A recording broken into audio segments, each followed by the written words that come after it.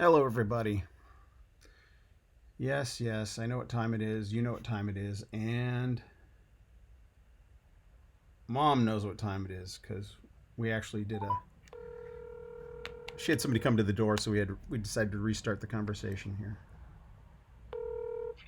Hello, it's Miracle Mom. Yes, it is. Are we on track this time? Yes, we are. We are on track. If You don't anybody else knocks, I'm not answering the door. you don't get very knocks at your door, do you? No, I do not. That's very, very, very, very rare. And this guy that showed up, I wasn't planning on him being here today, but The for an deliver order, the we delivery had an guy. order. What? The delivery guy. Yeah, the delivery. They usually tell us around the time they're coming, but they didn't send me a notice. So anyway, Yeah, just messed up our production schedule completely. yes, and ruined the whole thing. Yeah. Well, not really. Delayed it by 15 minutes. Not like we had a schedule. Yeah, that's true. Well, you're the one that has the schedule, not me. Yeah, well, oh boy, oh boy. All right, actually, now that you mention it, I wanted to ask you your advice on something. Oh, okay. I do have a few things I want to talk about, and this is one of them. So, I have two competing priorities. I have two things that are should be they're fighting for the top of my priority list, the top of my to-do list. Okay. And we've discussed it before. And I'm going to put you on the spot. I'm going to force you to give me an answer, and I know you're going to say, "Oh, I don't know, it's up to you." But I have my travel show that I went for like 3 weeks traveling, and I've got a whole. I've already reserved. I've created the channel, but I haven't posted any videos there yet, so I'm not telling people to go there. Yeah. But I have a lot of editing. I have a lot of work to do on that. All right, so that's going to take a while to do. It's going to take a week or at least 2 weeks to produce it all. So that's a big job. And then I have Okay. the outline, basically a movie outline for my Armenian genocide project, which I told you, right? We're pitching it as a trilogy. Yeah. Right. And so I'm supposed to outline the third movie of the trilogy. And that, I don't know. I don't know how long that's going to take. It's not going to take 2 weeks. It shouldn't even take a week. It shouldn't take. I should be able to do it in a day or a couple hours. So, but I put it off. I'm like, I've got all these other things going on. There's always stuff popping up, but it's like, I need to buckle down right now. Those two things need to get done. Should I not? Should I? Here's the question. I'm formulating it in my head as we speak. Obviously, I have to do both of them. My question is, should I just knock out the outline before I touch the travel show? Or should I get started on the travel show and then squeeze in some time to do the outline? Right? It's like if I know the travel show has to get done. There's a time frame. I have to get it done because I think I'm going to go on another road trip and shoot another one, but I want to have this one up and airing before I do that. But should I make my motivating factor, I'm not going to start it until I get my outline done for the Armenian genocide film? Okay. I've got the picture. Tell me what to do, Mom. Oh, Mom, help, Mom. The way my mind works, and you don't have to agree with it, obviously, but the way my mind works is the time element. Which one would take me the least amount of time right now? And the way you've described it would be the Armenian outline. Okay. That's all I needed. telling you what to do. You Yes. understand that? No. Yes, you are. That was the That's- whole setup here. That's just how my mind works. I'm going to do whatever takes the least amount of time here. It's like when you were in school, you had all these homework assignments. I always did the ones that I hated first to Yeah, get them out of the way. I agree. Yeah. I don't want that on my mind anymore. And then I would spend all my time on the subjects that I loved. But this isn't high school. This is something else. But that's a perfect analogy. That's exactly that this is Okay. these are assignments, self-assigned homework assignments, right? Yeah, because right now the time we're living in, it's that expression. Time is of the essence. Do the one that right now takes you the least amount of time. That really, in my mind, is your most important project. Yeah. Well, you're right. And let me just fill you in on a little bit of what's going on right now. The context of.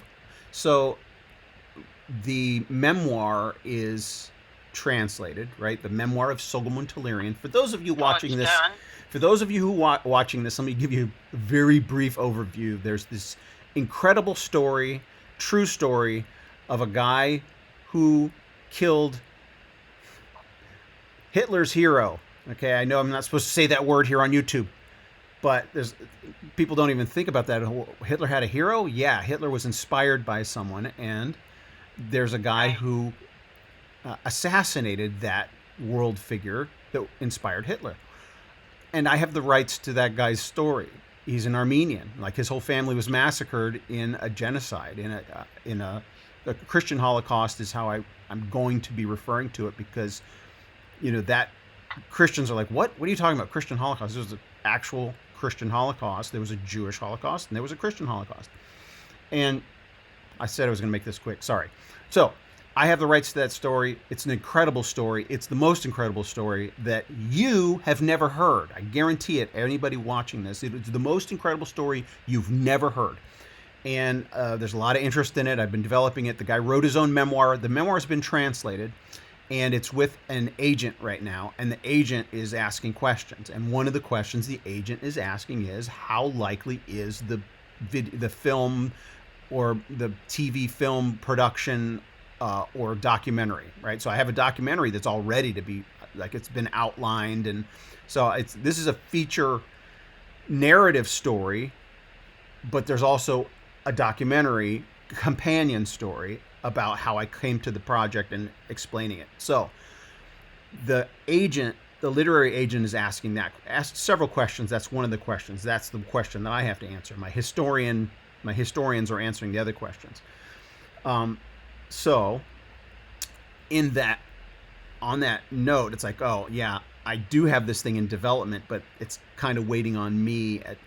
We could go to pitch as soon as the outlines are done. Okay, that makes sense. Do that. Another thing is regarding the documentary side of it, because I have most of the footage already shot for that, and I have a. Wow. I mean, my travels to Armenia, Yeah. etc. Right. I don't know if I have most of the footage. At least half of the footage for that already shot. That could go into production tomorrow if there were investment. I mean, it would literally go into production today if there were investment. If we could pay the crew. And on that note, I have a lot of potential contacts that I haven't yet reached out to through one guy who's been on this channel. I'll try to remember this. I'm going to link in the description below a video of a guy named Jacob Pursley. He's a missionary, a Christian missionary to Armenia.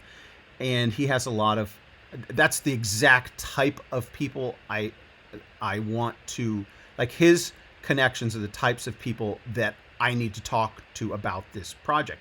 They would be Christians. Well, Jacob is boots on the ground in Armenia. Well, he's boots on the ground in Armenia, but he also has a ton of Armenian Christian connections here. Right. And people Armenians will say, well, that's redundant. What do you mean Armenian Christian? Because all Armenians are Christian. So, but what I mean is, as a Christian, there are people who, for example, there are people who say, hey, I'm Catholic because I was raised Catholic, but they don't go to Catholic church or they don't practice Catholicism. So that's kind of the way it is with Armenians. They would say, yeah, I'm Armenian. The Armenian Apostolic Church is arguably older than the Catholic Church. Catholics would argue against that. They would say, no, Peter was the first pope, so the Catholic Church goes all the way back there. But the organized Catholic Church. So I don't want to get into a fight. If you want to comment on it, comment on it. But the Armenian Apostolic Church precedes. I mean, I've been in a cathedral, or I've been in an Armenian church that was built in like originally built in like, wow, it goes back to over 1,000 years old. Anyway, I'm going on a tangent, but Jacob's contacts are Christians. He's a missionary in Armenia, so he's wanting to reach the Christian Armenians with the gospel. It sounds like weird, but if you're not living for Christ and you're just saying, I'm a Christian because my people are Christian, well, what about your relationship with Jesus, right? That's exactly what having a relationship with Jesus makes you a Christian. So his network of Armenian Christians are the ones that I haven't yet tapped into, that I know would absolutely want to support what I'm doing. So I did reach out to Jacob. He's the one that offered it. He's like, I need to put you in contact with some of my contacts. And then he went back. He was here. He had came home for, a month or so and then went back. And so I just reached out to him. So we're going to schedule that. So that's all kind of the context why I need to get on the ball to get that outline done and to seek investment in at least the documentary side right now, because that's ready to go. Yeah. I have a question about the memoir. Okay. Is this the first time the memoir has been translated? It is. So there's never ever been a translation of his memoir until now? Never, ever. Wow. I mean, that's pretty major. Because I was going to say, get that translated and get that out to the world. That's been awesome. This process. That's when that's what I think people may not understand. This is the first time. It's not like there have been a whole lot of other translations. Especially when the world functions. I mean, what's the global business language? Yeah. English. Oh, you asking me? Yes. And I answered for you. What is the language of commerce? It's English, right? There has to be a common tongue that people speak. Right. And what's the language of the entertainment industry? Yeah.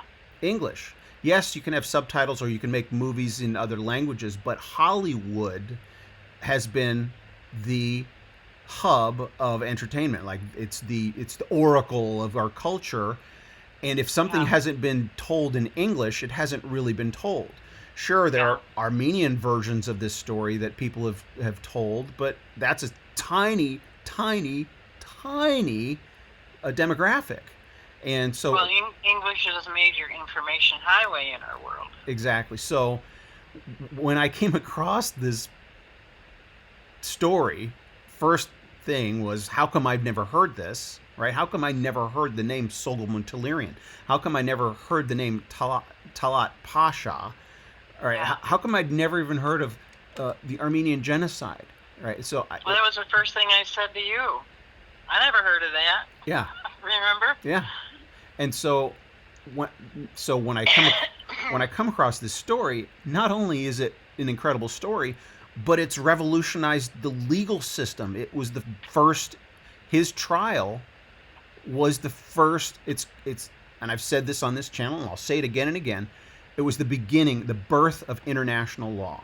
It was the beginning Right. of international law. Now you hear about, there's international maritime law. There's international law. We're trying to get the world to be civilized and treat each other with respect and dignity and treat all humans with dignity. We have human rights councils, etc. It all began with his trial in 1921, right? 100 years ago this year. And I come across this story, and the guy wrote his own memoir. And Yeah. I remember that day. My life changed that day. I was like, wait a minute. This is the hero. You want to tell his side of the story. Obviously, you're going to root for him. Let's see what he went through. And when I got it translated, I couldn't believe it. It's better than I could have imagined. So Yeah. it's been a long process because we had to find the right translator. And then it took him 15, 16 months to translate it. It's not a simple process. Right. And then after getting it translated, getting it into the hands of it took a while to get it to an agent. And so now that next step is to get it to a publisher, but the agent has questions. So it's a long process, but it's been worth it. It's like, I can't believe it. And it's coming to pass. It just requires patience.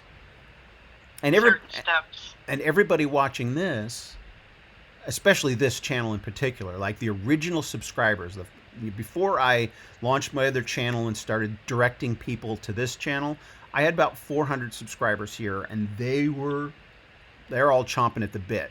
And now the audience is growing, and things are progressing. It's like anybody watching this is getting the real behind the scenes as it's unfolding. Yeah. Right. Amazing. Any other questions about the memoir, Mom? No. No, I won't ask any other questions. I'm closing the door to the ranting highway. Yeah, you set me off. That's what mothers are for. But it's good. Obviously, I can talk about it forever. Oh, yeah, I know. I mean, and it's wonderful to be the mom who's a participant in all of this.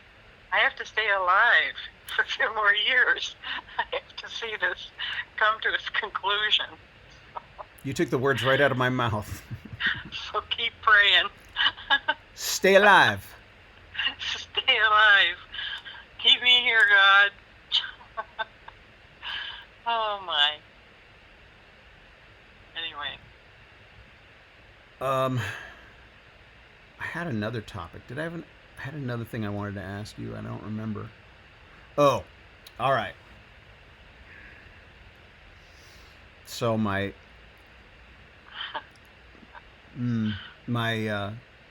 Sweet Home Maricopa people who are watching this.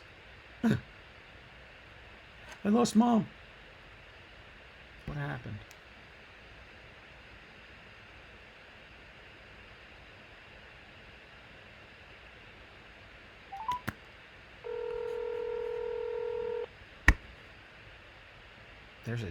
What happened? There's a cliffhanger for you. What happened, Mom? Yeah. We were talking about you staying alive, and then you disappeared. Well, I've been resurrected, so let's go.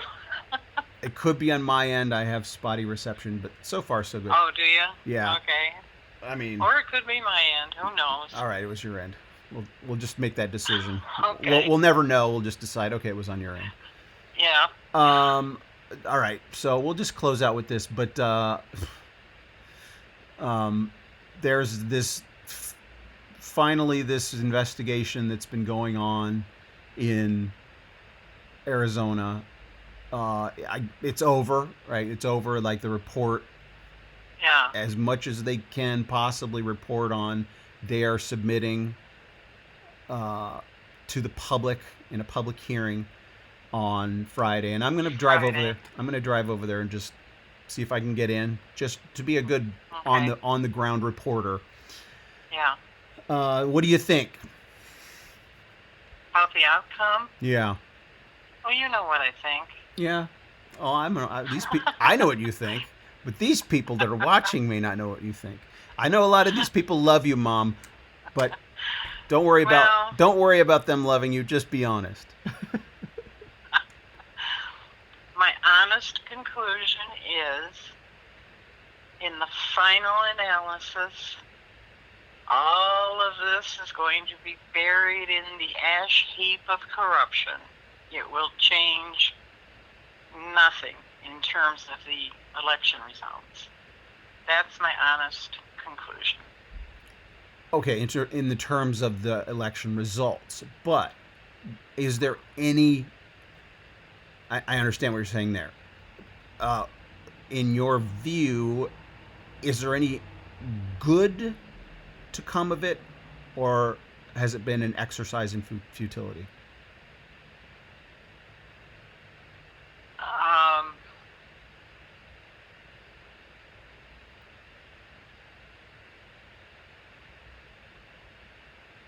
And on that note, you're going to have to tune in next week. Just kidding.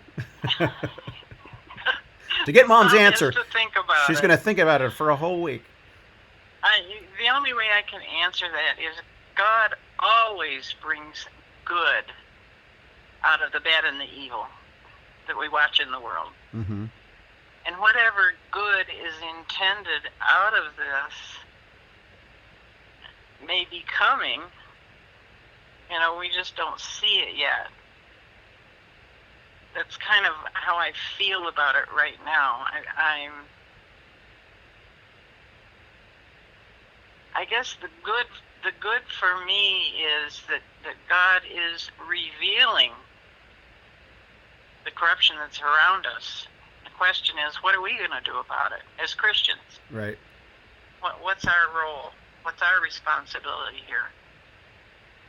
I guess the good that I see beginning. It's very slow. It's not real active yet. But to me, the good I see coming is genuine Christians are now beginning to step up and become involved in necessary, active ways. Do you know what I mean? Yep. I always say, when you pray, when I pray to God and say, God, I need help with this, I need help with that. But what Christians fail to do, and I've failed to do all my life, is after that prayer, do some footwork. Put some footwork to your prayers. Yep. And that I see a little bit of that happening in a couple of churches where that message has been heard. Mm-hmm. You Christians, get off your butts. Get out of the pew. Quit praying and expecting God to wave a magic wand when He gave you 2 legs, a brain, a mouth. You know what I'm saying? Oh yeah, I think you're on the nose with that. It's get on. Go be a city council member. Mm-hmm. Go get on the board of election, whoever them people are. You know what I'm saying? Yeah. What your interests? What skill sets do you have? What even. Yeah, right. When you get into action, then God can act. Yeah. I guess that's what I'm trying to say. Well, that is God acting, right? I mean, it's like well, it is. We are His body, right? And you act in faith that right. He's guiding. He will lead. He'll shine the light on your feet. Go that way. I don't know if that makes sense to anybody else, but it does to me. I think. And I've been guilty of the same thing. God, help me, and then I sit there waiting for Him to help me. Mm-hmm. I think everybody listening, watching, is going, "Yep, that makes sense." So I think you're striking a chord, Mom. All right. On that note, those of you, comment in the comment section. What do you agree with Mom? Do you disagree with Mom? And what could you do? Right? Have you been guilty of that? Have you said, well, if God wants it to happen, it's going to happen? Right? It's like, well, God, it's that free will argument, right? Is God sovereign and everything's just going to happen regardless of me? Well, yeah, God has a plan and He knows what's going to happen. But you are a part of His plan. So, all right, we'll leave it at that. Love you, Mom. Okay. Well, I love you too. Have a great day, Thank you. and we shall talk again. Yes, we shall. Okay. Stay alive. Love you. Love you. Bye-bye, everybody. Bye, everybody. Bye, Mom. Bye.